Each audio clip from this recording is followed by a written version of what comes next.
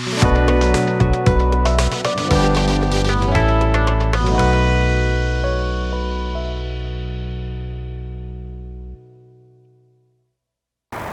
to Discovering Logan. On this episode, we find ourselves in Logan Central, and we're going to be talking to the president of a radio station that's committed to Logan for 35 years. We're here with Mike Bennett, president of 101 FM. How you going, Mike? Do you know what? I'm getting away with it. I always feel when I've come off a Monday morning show, if I've got away with it, not too many complaints, results. So we're doing well. We're doing well, yeah, no, loving it. Awesome. Now, how long have you been with 101? I joined here in 2015. I actually only came in to use the toilet, and there was stuff for somebody to go on the air, and I've been here ever since. Must have done a good job that day. No, nobody else wanted the gig. That was it. There was a Monday morning slot. Nobody else wanted it. But no, my sort of background, I was in commercial radio back in the UK.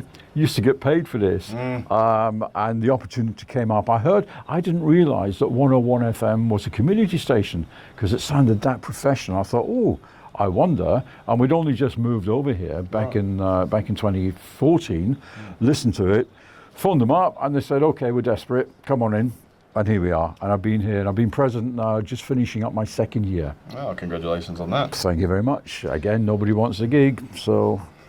Well, you're the right man for the job. So they tell me, but thank you, it's very kind. I'll accept that graciously. And we're coming on 35 years of 101. Which is fantastic. I've just come back from Melbourne. There was a big Community Broadcasting Association conference, and it's looking at the blueprint for 2033. And we are one of the few stations in Australia to have that longevity. I mean, 35 years for any radio station is amazing. But for a community station who rely totally on sponsors and donations, we've done remarkably well. Yeah. And that's down to the team, down to the sales team, to the on-air presentation. We have got a really good, there's a great squad here. We're like that dysfunctional family. Kind of sometimes you don't like each other, but you all, when you need to, you all pull together. And it's a great achievement, and I'm proud of all of them for that. And I'm a regular listener, and it's great to hear people from the community on air, as well as supporting all the organisations that are in Logan as well. As you know, in a few weeks' time, we've got a very important radiothon, which is a fundraiser for the studio. Yeah.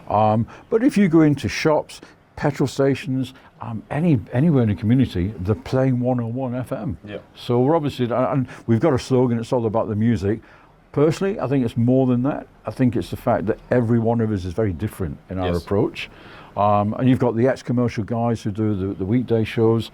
You've got the guys who've always wanted to do radio but have never had a chance. That's where they get the opportunity to come and do this. And, you know, from Paul in the morning through to yourself, and when TJ's on, and the other awesome DJs you got here. Yeah. There's something for everyone. We like to think so. And again, musically, we're very privileged. We've got a great computer system. We've got thousands of really great songs.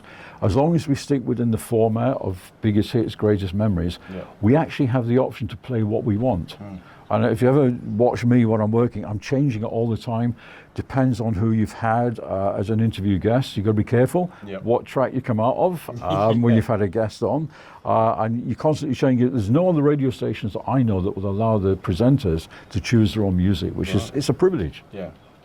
And I mean, you play great music. That's, you know, and then you've got the different types. You're from your country. Yeah.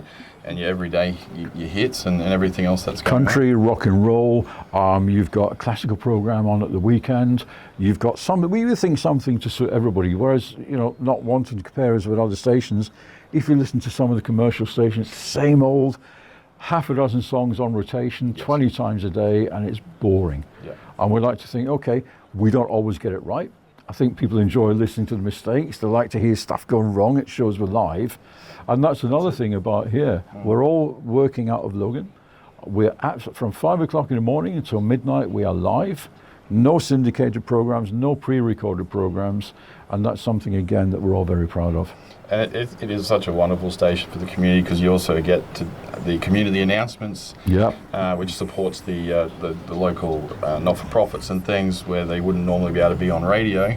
So that's awesome. And there's also, you're speaking about what's happening in Logan compared to some of the commercial stations that don't even touch Logan. Well, they don't even know we exist. Yeah. If you go back to when we had all that flooding at the beginning of the year, Yeah. 2 or 3 of our presenters kept the station going all day.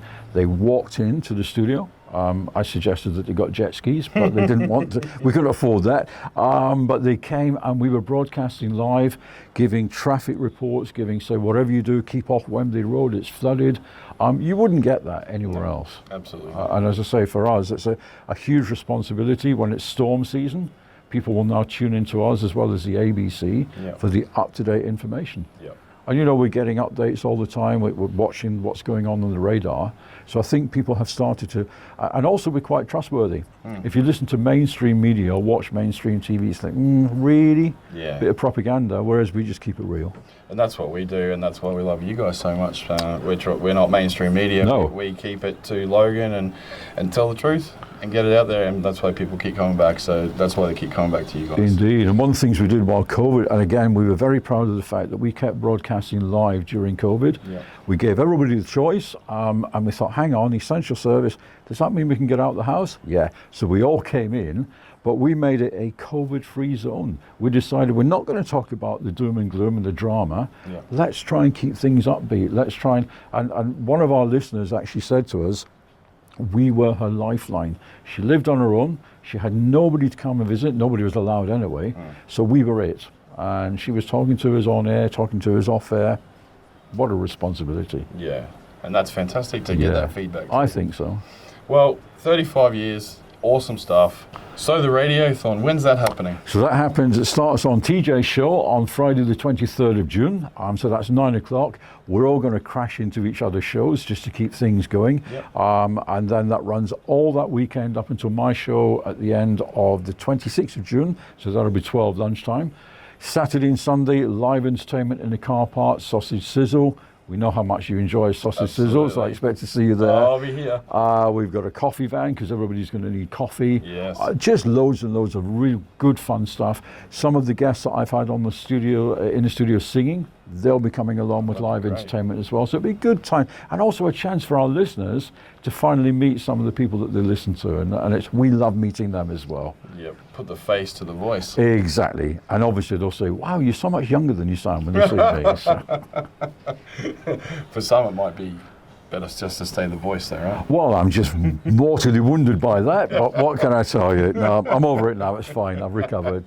But no, it's very exciting times, and we need to raise $40,000 because we just finished refurbishing Studio B.